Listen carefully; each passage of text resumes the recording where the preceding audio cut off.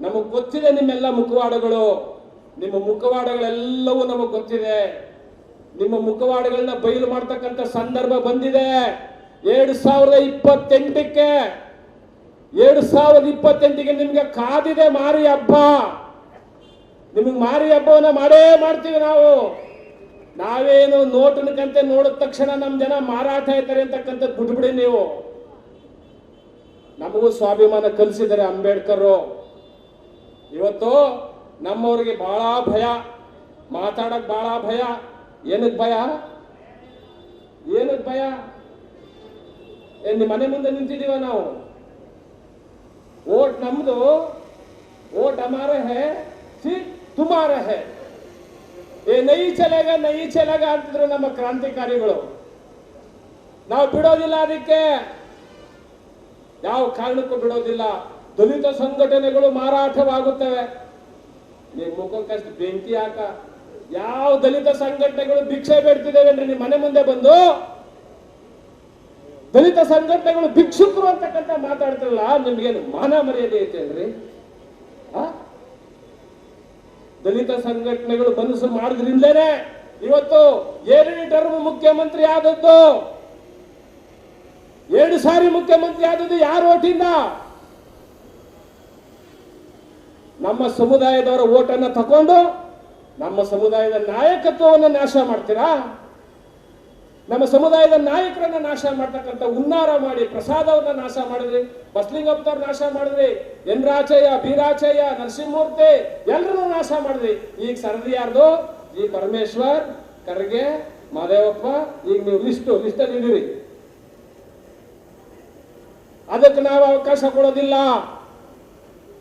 ಬಾಬಾ ಸಾಹೇಬ್ ಹೇಳಿದ್ದಾರೆ, ನಾಯಕ, leader, dealer. Dealer ಯಾರು? ಯಾರು ಡೀಲರು? ಯಾರು ಲೀಡರು? ಯಾರು ತನ್ನ ಸಮುದಾಯದ ಹಿತಾಸಕ್ತಿಗೋಸ್ಕರವಾಗಿ, ಸ್ವಾಭಿಮಾನ ಮತ್ತು ಘನತೆ ಬದುಕಿಗೋಸ್ಕರ ಅಂಬೇಡ್ಕರ್ ಮಾರ್ಗವನ್ನು ಹಿಡಿತಾರೋ ಅವರು ಲೀಡರ್. ಯಾರು ಅಂಬೇಡ್ಕರ್ ಅವ್ರ ಮಾರ್ಗ ಹಿಡಿಯಲ್ವೋ ಅವರು ಡೀಲರ್.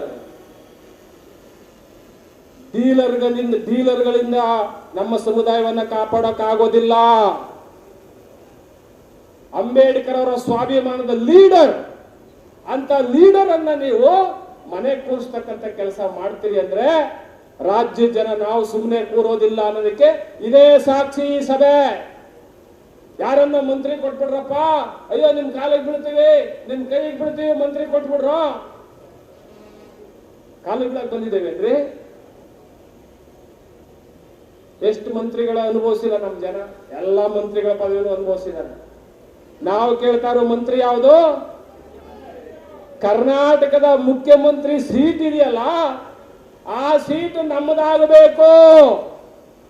ಅದ್ ಹೆಂಗಾಗ್ಬೇಕಪ್ಪ ಅಂದ್ರೆ ಬಾಬಾ ಸಾಹೇಬ್ ಹೇಳ್ಕೊಟ್ಟಿದ್ದಾರೆ, ನೀವು ಒಗ್ಗಟ್ಟಾಗ್ಬೇಕು, ನೀವು ಒಂದಾಗ್ಬೇಕು. SC ST ಅಲ್ಪಸಂಖ್ಯಾತರು ನಾವು ಒಂದಾಯ್ತು ಅಂದ್ರೆ ನಿಮ್ಮ ಬೂಟ್ ಲೇಸನ್ನು ಕಟ್ತಾರೆ ಅಂತಾರೆ ಡಾಕ್ಟರ್ ಬಾಬಾ ಸಾಹೇಬ್ ಅಂಬೇಡ್ಕರ್.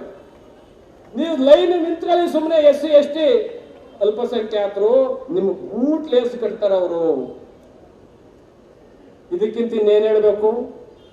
ಇದಕ್ಕಿಂತ ಏನ್ ಹೇಳ್ಬೇಕು ನಾವು? ಹಾಗಾಗಿ ನೀವು ಡೆಲ್ಲಿಗೆ ಹೋಯ್ತಾರೋ ಎಲ್ಲಿ ಹೋಯ್ತಾರೋ ಗೊತ್ತಿಲ್ಲ ನನಗೆ. ನಮ್ಮ ಸಮುದಾಯದ ಸ್ವಾಭಿಮಾನ ಮತ್ತು ಘನತೆ, ನಮ್ಮ ಸಮುದಾಯದ ಹಿತಚಿಂತಕರು, ನಮ್ಮ ಸಮುದಾಯದಿಂದ ಗೆದ್ದಿರ್ತಕ್ಕಂಥ ಹಲವಾರು ಜನ ನಾಯಕರುಗಳಿದ್ದಾರೆ. ಅವರಿಗೆ ಯಾವ್ಯಾವ ಪೋಸ್ಟ್ ಕೊಡ್ತಿರೋ ನಮಗೆ ಗೊತ್ತಿಲ್ಲ.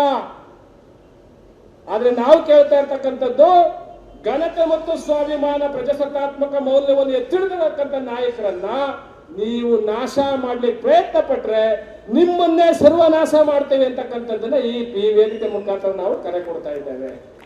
ಖಂಡಿತವಾಗ್ಲೂ ಈ ಮಾತನ್ನು ಹೇಳ್ತಾ ಇದ್ದೇವೆ.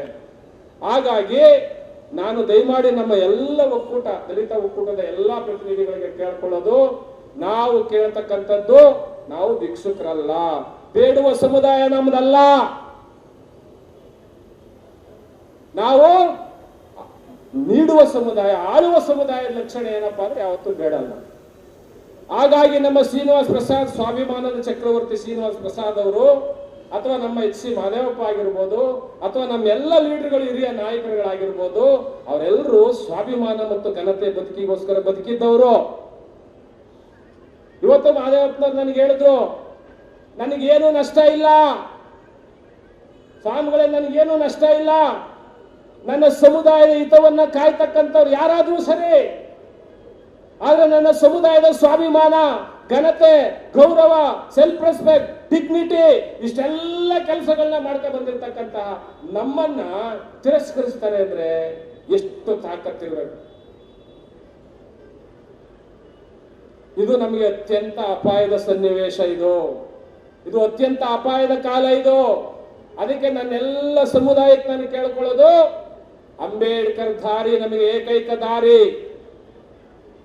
ನೀವು ದಲಿತ ಮುಖ್ಯಮಂತ್ರಿ, ದಲಿತ ಮುಖ್ಯಮಂತ್ರಿ, ದಲಿತ ಮುಖ್ಯಮಂತ್ರಿ, ದಲಿತ ಮುಖ್ಯಮಂತ್ರಿ ಸತ್ತೋಗ್ಬೇಕಾಗತ್ತೆ.